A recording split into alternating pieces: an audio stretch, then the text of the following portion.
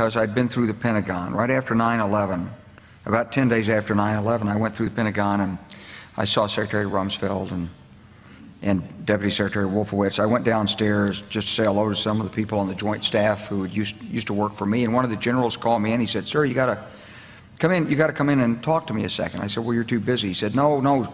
He says, "We've made the decision. We're going to war with Iraq."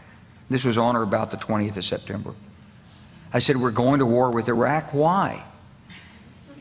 He said, "I don't know." He said, "I guess they don't know what else to do." So I said, "Well, did they find some information connecting Saddam to Al-Qaeda?" He said, No. He says, "There's nothing new that way. They just made the decision to go to war with Iraq." He said, "I guess it's like we don't know what to do about terrorists, but we've got a good military and we can take down governments." And he said, "I guess if the only tool you have is a hammer, every problem has to look like a nail." So I came back to see him a few weeks later, and by that time we were bombing in Afghanistan. I said, "Are we still going to war with Iraq?" And he said, "Oh, it's worse than that." He said, he reached over on his desk, he picked up a piece of paper, and he said, I just got this down from upstairs," meaning the Secretary of Defense's office today, and he said, "This is a memo that describes how we're going to take out 7 countries in 5 years, starting with Iraq and then Syria, Lebanon, Libya, Somalia, Sudan, and finishing off Iran."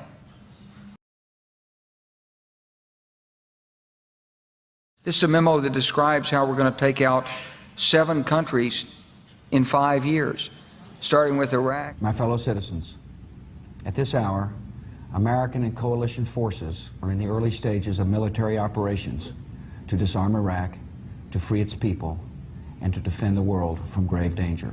And then Syria. We had a chance to talk about a wide range of international issues, including the situation in Syria.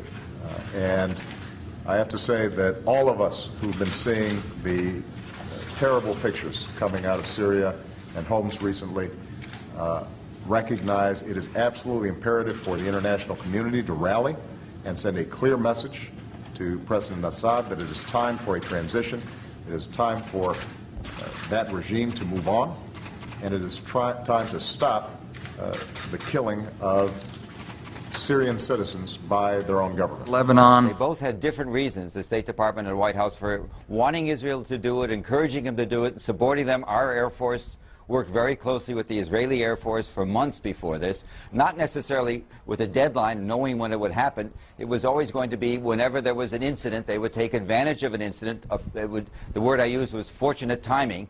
When Hezbollah grabbed some of the Israeli soldiers in early July, that was then a pretext, I think that's the only word, for a major offensive that had been in the works a long time. Libya. Today we can definitively say that the Gaddafi regime has come to an end.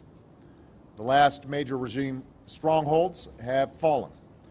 The new government is consolidating the control over the country, and one of the world's longest-serving dictators is no more. Somalia. Well, violence isn't only on the rise in Afghanistan. In fact, it looks like America's shadow wars have now increased by 1. Drone strikes have long been reported in Pakistan and Yemen, but now there's news that a week ago, a U.S. drone aircraft fired on 2 leaders of the Somalian organization Al-Shabaab. Sudan. President Obama is sending 100 combat-equipped troops to Central Africa to advise local forces on getting rid of one of the continent's most vicious operatives, Joseph Kony, the head of the Lord's Resistance Army, a group responsible for atrocities across the region. It's the first open deployment of U.S. ground combat power to Africa since the Black Hawk Down incident in Somalia in the 1990s that killed 18 troops. U.S. troops may wind up now in Uganda, South Sudan, the Central African Republic, and the Democratic Republic of the Congo. It's part of a growing military effort to engage in Africa. Finishing off Iran.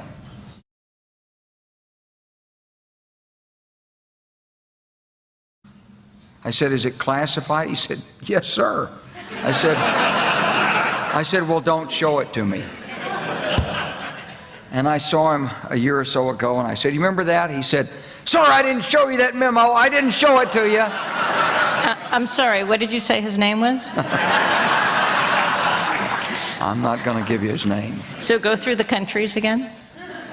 Well, starting with Iraq, then Syria and Lebanon, then Libya, then Somalia and Sudan, and then back to Iran.